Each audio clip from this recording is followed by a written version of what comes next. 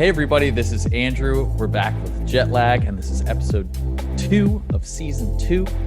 And last time we kind of dove into the marketing aspect of shows and booking, and then the stage productions and what's happened during this pandemic with all of these shows being booked and planned and then getting canceled and needing to be rescheduled. And this time we're going to dive into the actual venues themselves. I know that I had a bunch of tickets to go see shows this year that are now all canceled and rescheduled. And, you know, Larry had plenty on his list, and ranging in all sorts of sizes. You know, I'm a metal and hardcore dork, and so I'm always at a lot of small venues. All of those shows got canceled and they got pushed out a few months. In fact, I'm still getting emails about when they're being rescheduled. And then the largest show I had tickets for was another metal show, but it was Furnace Fest in Alabama in September, and they finally just gave in and said, hey guys, we have to reschedule this. So it got pushed from September all the way to May of next year. So it's interesting because some companies are offering full refunds. These guys are offering refunds only for a month. So there's a lot of different details to what the venues have to do and what the ticketing organizations have to do for these shows. And we're going to dive into that a little bit today. I know Larry had tickets for even bigger shows, if I'm not mistaken. Yeah, well, I was going to be traveling to the Gorge today to see Brandi Carlile, and had Rage Against the Machine and Run the Jewels tickets for next month, which was going to be so good. Especially with the RDJ4 record just coming out. But yeah, it's look, with everything going on in the world, these are first world problems by very definition. However, what has to be kept in mind is that the live music touring economy supports so many jobs and billions of dollars in revenue, and this has just been wiped from the sector. And our guest today is going to be talking to us about that, as well as his work from a marketing perspective as well. You know, how has coronavirus changed the way that bands speak to their fans now that they can't go into physical venues? Because I think we all have to keep in mind that even when restrictions are pulled back in certain places, that doesn't mean shows can happen, because people still can't, there's no freedom of movement. People still can't get around. So, and that's what this season of Jetlag is all about. Yeah. So let's introduce our third square on the screen here. We got Kodi McKinney. He's the partner and co-founder of a music marketing agency called Marauder. And they do all sorts of things in that space, and I will let him dive into that. But they also play a large role in NIVA, which stands for the National Independent Venue Association. So the venues that aren't necessarily owned by the huge big boys, you know, the Golden Voices and Live Nations of the world. And so, you know, big companies like that might be able to withstand what's going on, but the smaller guys might not. So we're going to talk about what that means and what the differences between all the venues are and stuff. So, Kodi, welcome to Jetlag. Glad to have you. Hey, thanks for having me, Andrew, and thanks for having me, Larry, as well. Larry actually had the privilege of being at the last show that I was at before everything started shutting down, which is we were at the opening night of the new Colossus, which is a festival for emerging artists here in New York. And a lot of the artists that come to play that in March every year are artists who are on their way to South by Southwest and kind of looking for a good stopover show. So we were at the opening night of that. And I was watching, I distinctly remember who it was. I was watching Beverly Kills, who are an amazing, like, kind of gothy post-punk band from Sweden. And right as I'm like the second or third song in, for the record, not worked with them, no affiliation.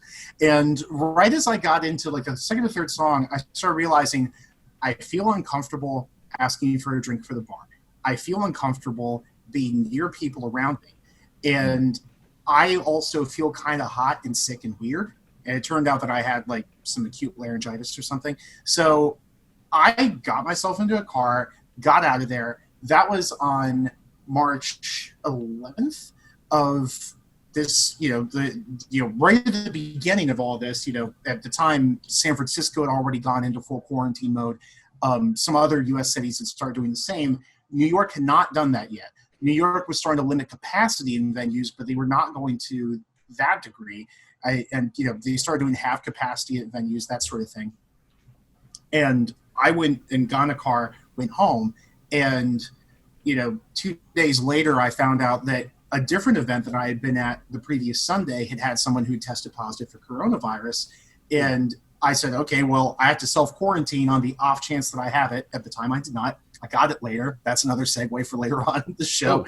And so, I was in this situation of, okay, well, I guess we're all locked in at home. And, thankfully, Marauder was in a pretty good position as a company because, relatively speaking, because we not only work with, artists and organizations from all over the world on their U.S. development, but, also we had set the company up to operate, fully remotely and not have to be tied to a physical office space if we were traveling or, at a conference somewhere around the world and talking to international artists or whatever it was. So, all that we had to do was we closed the office the next day and, everybody shut the laptops and they went home, and we've been working from home ever since then. We were hoping it would be for like 3 weeks.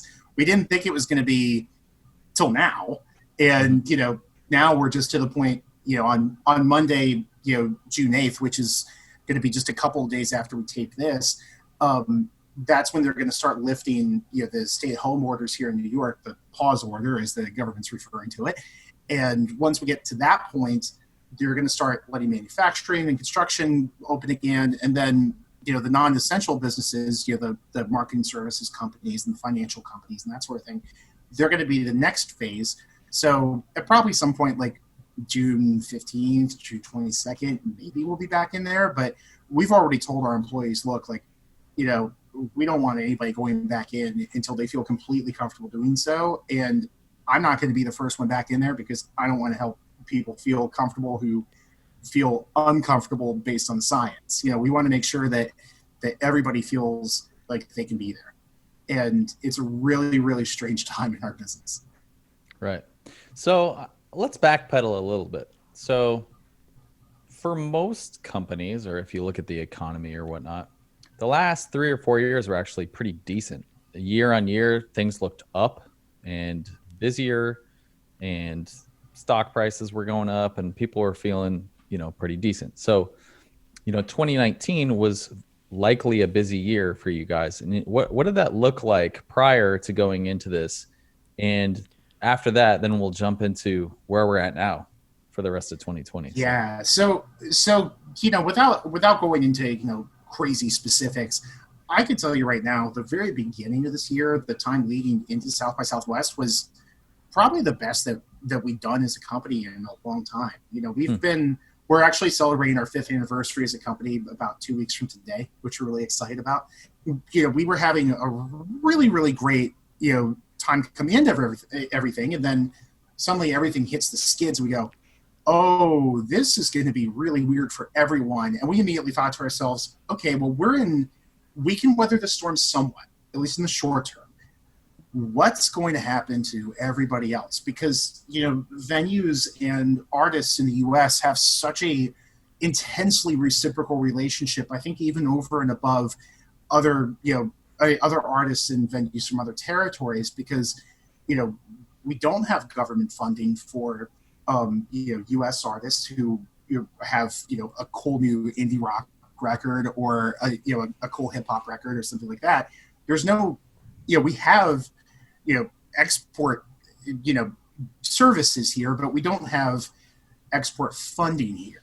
And essentially, if you can't play shows in the States and, you don't have other immediate strong revenue streams coming in, like pre-existing royalties or sync licensing that really worked in your favor or anything like that, you suddenly have no idea how you're keeping the lights on. And we saw a lot of people who were kind of at the point past being hobbyists about being professional musicians, but also not quite to the Ariana Grande, Taylor Swift level of pop stardom. Some of these artists who were career musicians suddenly we're going, oh God, I don't know how I'm paying rent in April, let alone May. And that was because the venues suddenly just couldn't operate in the country. And so that started a big chain reaction. We've been working with Independent Venue Week here in the US, and we produce that event entirely. It's started in the UK, and we work with the UK on having the brand here. And that had close to 200 venues that were already part of it for this third edition that we were going to do. And we started hearing about all of them having kind of the same issues. And so that caused a whole chain reaction of events that led to, the NIVA being created, which is the National Independent Venue Association. And that's where we started hearing the raw data on what was happening. There was an internal study done, and this is over 1,000 venues in all 50 states and DC. I mean, this is just about every venue that is a independently or locally owned operation is part of NIVA right now. And we started doing some, internal studies, and I'm sort of adjacent to that process because I'm less in the nitty gritty of it than my partner Moose is, who's the executive director of it. But we found from the internal numbers coming back and what members were saying to us that 90% of venues, 90% that are independent, that were member venues in NIVA, are set to close in the next 5 months between here and now, unless there is immediate assistance from the U.S. government. That is a staggering number. And we had the stimulus package that was initially passed, which was, in my opinion, personally speaking, kind of the bare minimum of what needed to be done. And that was good, and that there were some things that happened for small businesses that were good. There was a second round of funding for the small business assistance package here in the States, and then that's kind of been it. So there are a lot of venues that are fighting for their lives right now, and it's something that's being echoed on a really large platform by a lot of artists. I mean, we've seen Foo Fighters sharing information about it, Billie Eilish sharing information about it. Queens of the Stone Age, Dinosaur Jr. jumped on board with it. It's been pretty intense, some of the people who have been fighting the good fight on it, because ultimately it's government lobbying. Like that, it's what it is. It's without the 500,000 plus signatures they've collected on it, and a real effort to try to get Congress to assist. The venue map is going to look radically different, and it already does in some cases. The Great Scott up in Boston very sadly closed their doors a couple of weeks ago. They announced that the coronavirus impact was too strong on them, and they had to shut the doors. And that's something that's going to be repeated. We haven't seen that type of thing in New York yet, but it's coming if things don't change, because the profit margins are just that slim if you're a venue trying to keep the doors open and make money when you're talking about the independent community and independent artists. So that's a little bit of what we're facing. Yeah. So one of my questions about that, because you mentioned, there's a lot of venues who say they have like a 5-month timeline. Well, they employ a lot of people who are probably either fired or furloughed, door people, people who work concessions and ticketing and all this type of stuff. But the main cost, I have to imagine, is either rent or mortgages. Now, for most of these independent venues, do they own the building they're in, or are they trying to build the venue in someone else's property? As on a statistic basis, I can't necessarily account for that. I do know that the venues that do have some degree of self-ownership are in a way better position, but that's pretty uncommon. Right. There are venues in New York that, for example, that I know are on 10-year, 20-year leases, right, but that doesn't mean that they don't have rent to pay. Some of them have been able to pay in advance on that, and they were already good. Some others have been able to do, and there's been some pretty notable examples of this. St. Vitus Bar here in Brooklyn, which is arguably the most critical metal venue in the entirety of the United States for what their cultural impact is, and they also have a huge influence on post-punk culture and indie rock culture and goth culture here. That venue, they did a Kickstarter just to make sure that their staff was paid and that their costs were covered and that sort of thing. And they had a pretty modest goal in the Kickstarter, and they ended up exceeding it massively. They got over $100,000 on Kickstarter, which was amazing, but they're the happy exception. They are not the rule. I was gonna say there's no way that's normal for most venues, you know. No, yeah. I'm sorry. Well, my second thought too is that, you know, to me it seems like there's going to be a big demand from the big companies to come in and scoop all these guys up because they can't see another way out. So what does that mean for the long-term future of venues too? I mean, are there buyouts happening? Are these being flipped? I think that's a reasonable question, and while I can't speak to specifics on that because I'm just not on the inside of that enough to see what the drama potentially is. That's a fair thing. I will say that just about any company in the live space in the United States is feeling the impact to an extent that I don't think that the mindset is necessarily, oh, how do we flip these sweet venues that are coming open right now? I think the mindset is, how do we keep our staff paid? We've seen that from, we've seen, Live Nation had to make some cuts, I know AEG's had to do some things like, all of these really large organizations, especially when you look at talent agents. I mean, when you look at talent agencies, I mean, Paradigm, they made a lot of cuts really recently. They're not the only ones. I mean, I know that for a fact. There's a lot of them. And I don't have the full list in front of me here, so I don't need to single anyone out. But it's a very publicly visible problem.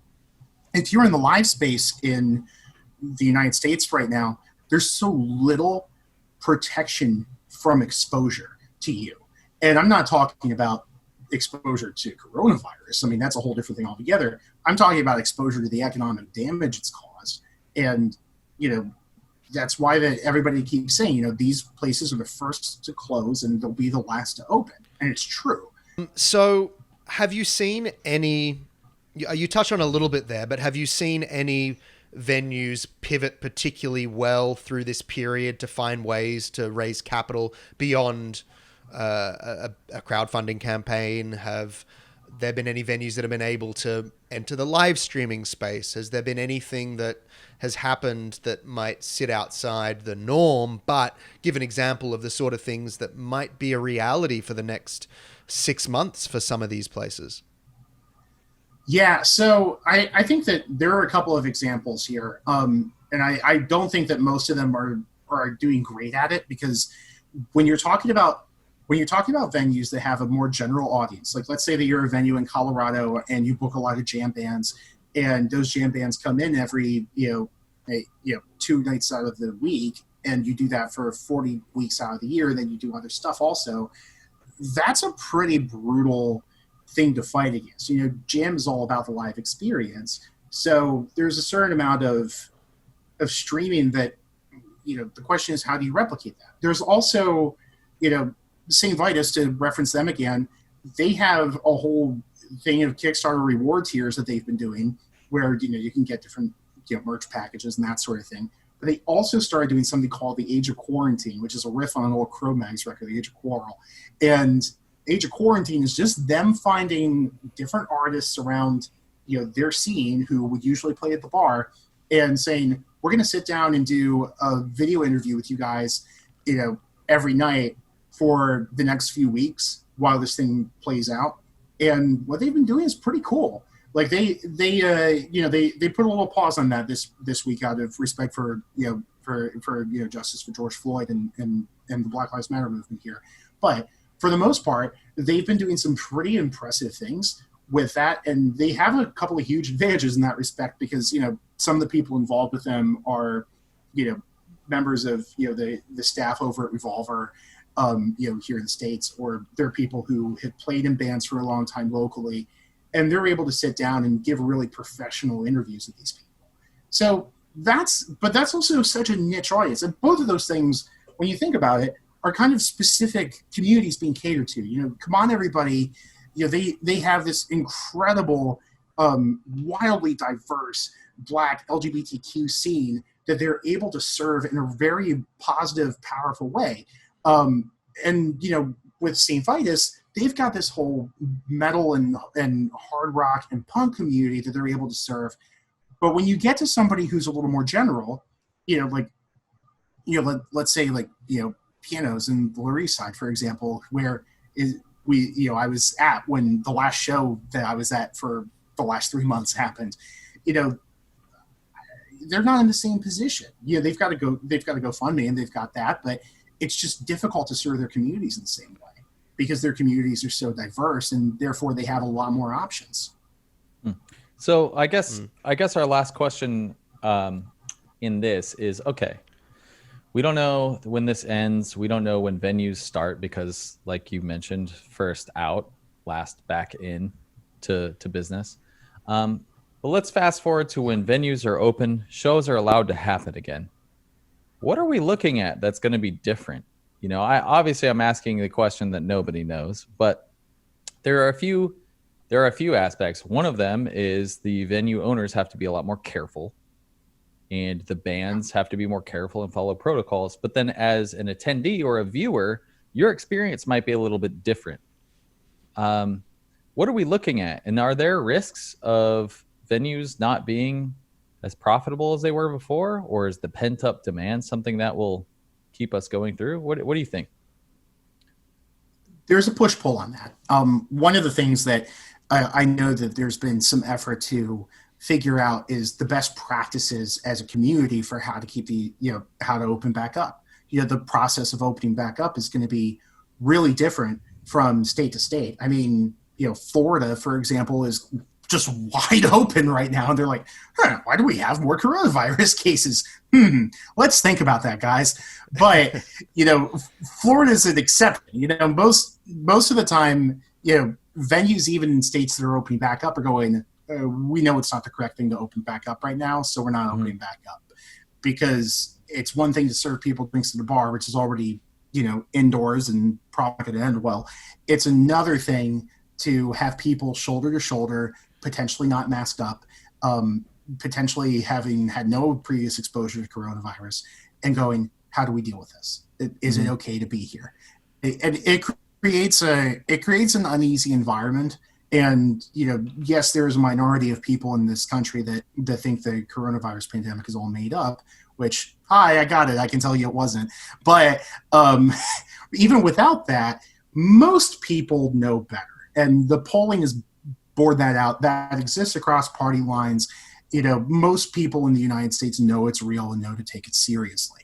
So, by nature, the nervousness about going to shows is going to be a little bit prevalent with some people for a while because they know that. They know that it's real and they have to respect it. So there's kind of an in-between crowd. There are some people who are like, and I was one of these at first, where it's like, man, the minute we can be back at shows, great, let's go. I don't care what orientation I am. Everybody's getting mouthed up right now. That was a lot of the mentality when I think we first closed. And that has since given way to, oh, yeah, okay, so I didn't have coronavirus yet, and maybe I should be nervous about going to shows for a long time. And there will be people who, change career paths because they have to, or people in the music industry who I think will change career paths because they're nervous about that. And I get that. So I think that that's kind of the tug of war right now. Polling has, there are people in polls and Live Nation has done some of this, and we've been able to see some of it, and some other some other different organizations involved with all this have seen it. There are some people who have expressed real nervousness about going to shows after this all opens back up. But I think what's going to happen is you're going to have half capacity to quarter capacity shows for a little while. The half capacity shows in places that are pretty good on profit margins, the half capacity shows will do pretty well enough that it'll be better than having nothing on the calendar. The shows that have more limited capacity than that are going to be just, at that point, it's why even bother potentially in a lot of these venues. And I think that ultimately it's going to depend on how much service can come from the bar, because there are some spaces and pianos actually is a good example of this, where pianos, the front section of it is all a bar space. And then you walk into the back room and that's the venue. So the bar space actually makes the majority of the money for the venue. And, at events I've done there, you have to consider that it's an entire added cost if you were going to rent the bar space out for a big event rather than just renting out the back room. So it's a whole other level of things that you have to consider, and that's the case with a lot of venues like that. So once you get past that, you then have to think about, okay, well, how do I adjust to this? How do I go through this process? And how do I make sure that my guests feel safe? How do I make sure the bands feel safe? And that is going to be difficult for a lot of people to get a good pulse of for a while. Right. Yeah. I'm just imagining in my head right now, a venue that's, maybe 1,000 cap. What are they going to do? Put like neon green tape X's 6 feet away from all through the floor, we've already been seeing some places open and do things like that, or have seats on the dance floor and you have to sit on the seat. There was a photo coming from somewhere in the world, and I mean, and your reaction is paramount to kind of the problem here is when we see what a gig looks like in this scenario where people are distanced and you have to use disposable cups and you got to chuck it out after, all these new ways that we have to have a live show. People look at it and go, oh no, I don't want to do that. So we've gone from this kind of period of going like, I don't care what it looks like, I'm going to go to a show, as Kodi was saying, to, oh, I'm going to wait till things are back to normal. And that's a problem because we don't know what that timeline looks like, and it's a long one. Right. Yeah. Wow. Yeah. I think that if we're starting to see some shows in the next 3 or 4 months, we're all going to be feeling pretty psyched at this point. I think there will be some scattered shows by the end of summer, different places, but I've had some artists that we work with coming to me and saying, hey, I got this offer in August or this offer in October. What do you think? I'm like, well, I hope you're not buying onto that. And that's about the conversation right now. Yeah, and people can't travel. I mean, you can open venues, but if people can't travel, if there's no freedom of movement, the bands themselves can't get to the show, especially when we're, talking internationally. But even on a domestic level, some borders are still closed. I actually don't know what the situation is right now in America. They seem to be very keen to just open everything up. But, domestic travel is more open than you'd probably expect right now. And that's kind of what we've seen. Is that I know you can still go from Washington to New York, for example. Like you can still do that over plane, which is a cross-country trip. So it's definitely highly dependent on how closed down the state is particularly being at the moment. I think that what's going to happen is over the next 2 or 3 weeks, we're going to see how numbers do with new virus cases, and if they go up a lot and people start having to close again, it's going to really snarl what the options are for travel interstate. And that's a real possibility right now. We just don't know what we're going to see. So we're gonna wrap this up, but what can people do? What can people do to support NIVA and their favorite local venue? My suggestion on that, first of all, find whatever local venue you go to. They will usually have a donation page on their social media, usually their Instagram, sometimes their Facebook. I would highly suggest going to that. I would also say go to nivasoc.org. That's NIVASSOC.org. The hashtag is Save Our Stages. There is messaging to get the word out about this. Please share that with anybody that you humanly can, because every single little bit around that helps right now. And there is real messaging that is happening that can help. Wow, so that's a lot to unpack. We've talked about quite a bit of things, and it's awesome to have Kodi McKinney here. Again, he's from Marauder, and they're deeply involved with all the ins and outs of owning and running venues, and they're even advocating on their behalf through all of this to try and secure funds or help them pivot. And it's really cool to hear what's going on in the inside, but it's really crazy just as a normal person who's a fan of going to shows and has been going to shows for a really long time, to hear that in the midst of this, there's still so much uncertainty, just even making it out of this period, but then also into the future, what it's going to look like. an equal, if not greater amount of uncertainty. And it makes me feel kind of weird because, I'm a fan and I would love to get involved and help, but it's hard right now because if it's not this topic and it's another topic, everyone needs help and everyone needs solutions and pivots. And it's like, where do you start, Yeah, that's the problem I think we're all facing in anything that requires groups of people getting together, and anything that requires travel is at a standstill right now. And even in places like Australia, which are starting to reopen and have next to no cases, there's still an unbelievable amount of uncertainty. But I think the problem in America and places that haven't shut down properly is that they've just elongated this problem. And because so much of the world is dependent on US touring acts to headline their festivals and play their venues, venues in Europe, in Canada, in Australia, they're all going to be struggling because there's only so far that domestic music will take a market. And that's included in America. Like, as much as they think, they're the center of the world musically, and in many ways, as Kodi mentioned, they are the, fathers of so many genres and so much music that we enjoy today. It's still a scene that is reliant on people getting on airplanes and traveling overseas. And without the freedom of movement, nothing's going to be returning to normal.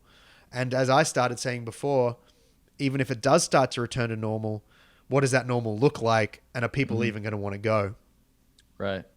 Yeah. I mean, it is easier to be doom and gloom in the middle of something because we can't see the way out. I know that, at some point in the future, we'll look back at this and remember how it felt and what we thought and compare reality to, our guesses. And we'll probably be wrong in some regards.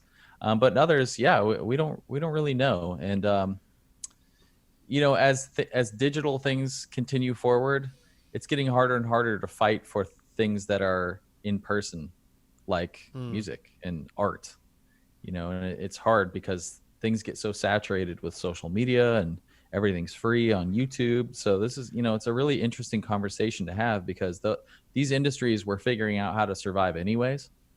Now with this bump in the road, it's really a rubber meets the road moment to these venues to figure out how they're going to exist or not, because they need to be ready for any other significant change, whether it's a virus or something else. Maybe it's the rise of digital competition.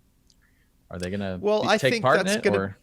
I think they will take part in it. I think the future of live music, for at least the short term, is going to be a combination of digital and physical. I think any event that has limited capacity restrictions, they're going to be live streaming that show. And maybe there's a ticket. Maybe you can get a ticket for a live streamed show.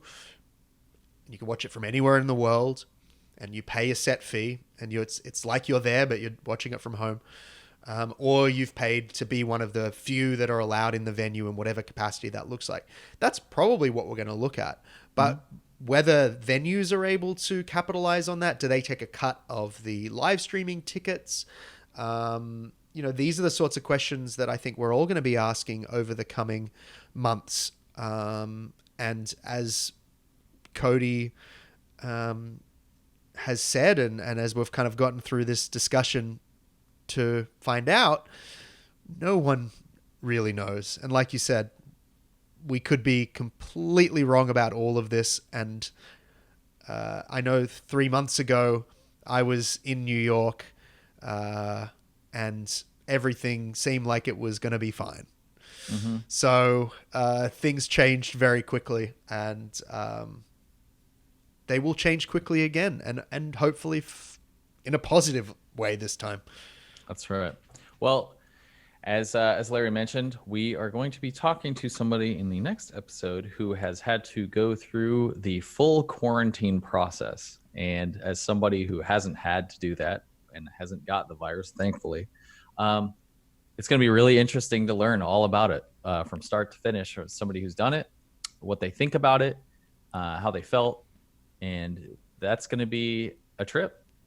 getting off a plane and going straight into a box for 2 weeks. So it's almost the antithesis of travel. So we'll be talking about that next time, and hope to see you guys there. Hope you're enjoying unpacking this ridiculous time period we're in. Looking back on this, this is almost serving as like a time capsule, if you will, because we're going to be able to go back to this and just remember what it was like. Or, people have questions about these things. We'd be like, hey, remember the time we interviewed this person about it? Check it out. So it's going to be kind of cool on that level. But until then, hope everybody's having a great week. I hope everybody's staying as active as possible and staying healthy, and also staying socially active, because this week also happens to be the largest civil rights movement in history. As if this year couldn't get any more crazy. It just keeps going. So we'll see what's going on by next week, and we'll catch you then.